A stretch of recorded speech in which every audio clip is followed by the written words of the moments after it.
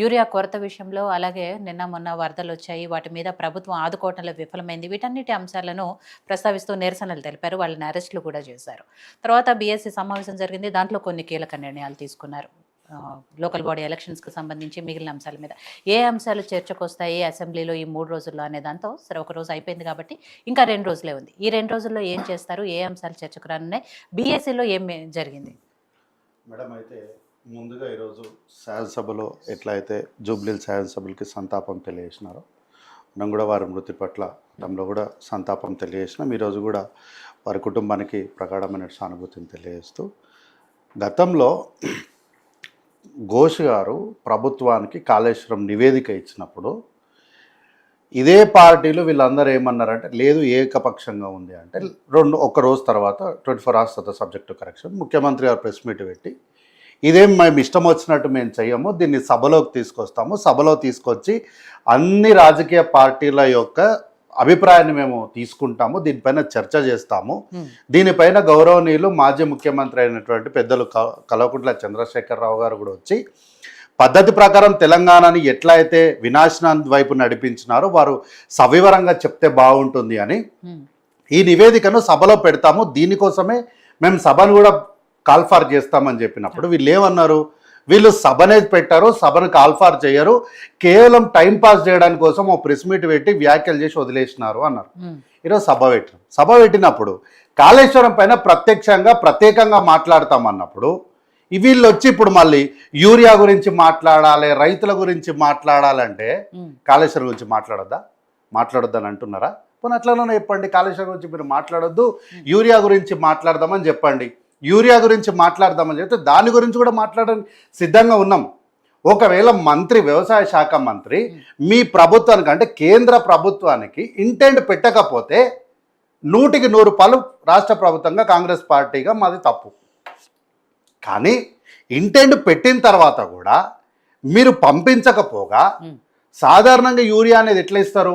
ఈ సంవత్సరం అంటే 2024 సంవత్సరంలో 100 ఎకరాలకు పంట పండింది అనుకోండి మేడం, 2025 సంవత్సరానికి బై డిఫాల్ట్ సబ్జెక్ట్ కరెక్షన్ 10% 30% ఎక్కువ యూరియా పంపించాలి. కానీ అది చేయకపోగా ఈసారి దాదాపు 45% యూరియా తక్కువ పంపించారు. అందులో గతంలో వీళ్ళు వరేస్తే ఉరేసినట్టే అని ఒక కలెక్టర్ మాట్లాడుకుంటూ నేను ఈ సీట్లో ఉన్నంత వరకు ఎవరైనా వరేస్తే మటుకు మీ మీద పీడీ యాక్ట్లు పెడతామని అన్నారు.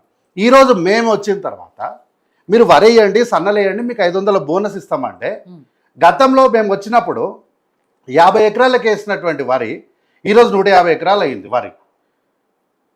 ఒక ఎంపీ గారు మాట్లాడుకుంటూ అవును మాదే తప్పు, మా ద్వారానే అది లేట్ అవుతుంది, కారణం పహల్గాము తర్వాత ఏదో యుద్ధాలు జరిగినాయని చాలా విషయాలు వారు ప్రజల ముందుకు వాస్తవాలను తీసుకొచ్చి పెట్టారు. ఇప్పుడు వీళ్ళు వచ్చి ఏమంటారు, యూరియా గురించి చర్చ చేయాలి అని అంటారు. అరే కాళేశ్వరం గురించి ప్రత్యేకంగా చర్చ బ్రదర్, ఇది దాని గురించి మాట్లాడాలి మనము. లక్షల కోట్ల ఇందులో మొత్తం నీటి పాలు అయిపోయినాయి. ఎప్పుడో శ్రీపాద ఎల్లంపల్లి జూరాల ఇవన్నీ కూడా ఇప్పటికీ నిటారుగా నిలబడి తమ ఒడిలో నీళ్ళని దాపెట్టుకుంటుంటే కాళేశ్వరము నింపితే ఊడిపోతుంది, దాన్ని వదిలేస్తేనే ఉంటుంది, కానీ నింపితే ఉన్నది మొత్తం కొట్టుకపోతుంది, ఊర్లో నాశనం అయిపోతాయి. కాబట్టి కాళేశ్వరం గురించి మాట్లాడాలంటే ఈరోజు వచ్చి లేదు కాళేశ్వరం గురించి మాట్లాడొద్దు అంటారు. ఏమనంటే డైవర్షన్ పాలిటిక్స్ అంటారు. ఇప్పుడు డైవర్షన్ ఎవరు చేసిరో ప్రజలు కూడా అర్థం చేసుకోవాలి ఈ విషయం. బీఎస్సీ మీటింగ్లో ఏమేమి అంశాలు? బీఎస్సీ మీటింగ్లో కాళేశ్వరం గురించే ప్రత్యేకంగా చర్చ జరుగుతుంది. అంటే చర్చ జరగాల్సిన దాని గురించే.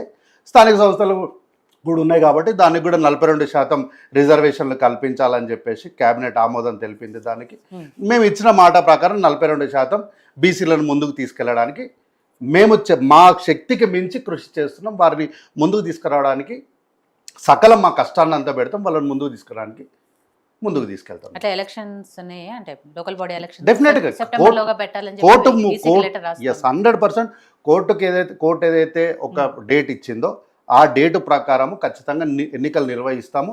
చెప్పిన మాట ప్రకారం 42% ఇస్తామన్నాం. దానికోసం ఈరోజు రాష్ట్ర ప్రభుత్వం కూడా స్టేట్ ఎలక్షన్ కమిషన్కి లెటర్ కూడా పంపించింది. రాజగోపాల్ రెడ్డి గారు వాళ్ళ క్వశ్చన్ చెప్పారు, అసెంబ్లీలో వరదలు వస్తున్నాయి కాబట్టి ఈ టైంలో మన అసెంబ్లీలో కాదు ఉండాల్సింది ప్రజల్లో ఉండాలి, ఇవాళ మాత్రమే నేను అసెంబ్లీకి వస్తాను, రేపటి నుంచి నేను ప్రజల్లో ఉంటాను. ఏదైనా సరే వారైతే ఫామ్ హౌస్లో ఉంటా అని చెప్పాలి, ప్రజల్లోనే ఉంటా అని చెప్పినారు. కాబట్టి ప్రజాప్రతినిధిగా మనం ఉండాల్సింది ప్రజల్లోనే. సరే వరదలు ఉన్నాయి, కష్టం ఉంది కాబట్టి ప్రజలతోనే ఉంటా అంటున్నారు. Hmm. సార్ అక్కడున్నా ఇక్కడున్నా ఏదైనా సరే ప్రజావాణి ప్రజాబాణియే కదా. ఆయన నుండి నేను వరదలు వస్తున్నాయి కాబట్టి శాసనసభకు రాను, నేను ఫామ్ హౌస్లో ఉంటాను మాత్రం అంటలేడు. ఎక్కడో చోట ప్రజలతోనే మమేకం అవుతున్నాడు కదా. So it's an good thing. సరే ఓకే, మునుగోడుకు ఒక శాసనసభ్యుడు రాకపోయినా మిగతా 63 మంది శాసనసభ్యులు రిప్రజెంటేషన్ ఉంది. డెఫినెట్గా ఆ జిల్లా నుంచి ఉన్నటువంటి మంత్రులు ఉన్నారు, మిగతా ఎమ్మెల్యేలు ఉన్నారు. వారు ఏమున్నారో వాళ్ళ శాసనసభ్యులు అక్కడ ఉన్న ప్రాంతం పక్కన ఉన్న శాసనసభ్యులు కొంత లీడ్ తీసుకొని దాని గురించి ఏమన్నా సమస్యలు కూడా మాట్లాడతారు. రైట్. సో రాజు నాయక్ గారు, అసెంబ్లీ సమావేశాలు అంటే కాళేశ్వరం నివేదిక గురించే పెడతాము అనే విషయము ఫస్ట్ నుంచి కూడా ప్రభుత్వం చెప్తోంది. మీరు కూడా అసెంబ్లీలో చర్చించడానికి సిద్ధంగా ఉన్నామని చెప్పారు బీఆర్ఎస్ నాయకులు కూడా. కానీ ఇవాళ వచ్చేటప్పటికి మళ్ళీ యూరియా కొరత అని, లేకపోతే వరదల గురించి అని ఇవన్నీ కూడా మాట్లాడుతూ వాటి మీద కూడా చర్చ జరగాలి అంటే, దీంతో పాటు వాటి మీద చర్చ జరగాలా, లేకపోతే ఇది పక్కన పెట్టి వాటి మీద చర్చించాలా? బీఆర్ఎస్ నాయకులు ఏం అడుగుతున్నారు అనేది కార్తిక్ గారు అడుగుతున్నారు ఇందక నుంచి. నమస్తే అండి, మీకు ప్యానెల్లో ఉన్నటువంటి పెద్దలకు, యోయో టీవీ ప్రేక్షకులకు అందరికీ నమస్కారం. తెలంగాణ రాష్ట్రం మొత్తం అతలాకుతలమైపోయి, తెలంగాణ రాష్ట్రం పూర్తి స్థాయిలో వరదలతో, యూరియా కొరతతో, వరదలతో, అకాలమైనటువంటి వర్షాలతో తెలంగాణ రాష్ట్ర రైతాంగం మొత్తం అతలాకుతలమైపోతుంటే, గౌరవ బిఏసి ఈరోజు జరిగినటువంటి బిఏసిలో గౌరవ మాజీ మంత్రి వర్యులు, శాసనసభ్యులు, బీఆర్ఎస్ పార్టీ కోరింది ఏంటంటే, ఏదైతే అసెంబ్లీ సమావేశాలు ఉన్నాయో ప్రజా సమస్యలే ఎజెండాగా కాళేశ్వరం గురించి 2 రోజులు మాత్రమే చర్చించి పారిపోవాల్సినటువంటి అవసరం లేదు. కాళేశ్వరం గురించి మనం 2 కంటే 4, 6 రోజులు కూడా మనం చర్చిద్దాం. కాళేశ్వరంతో పాటు తెలంగాణ రాష్ట్రంలో పంట నష్టము, యూరియా కొరత, వరద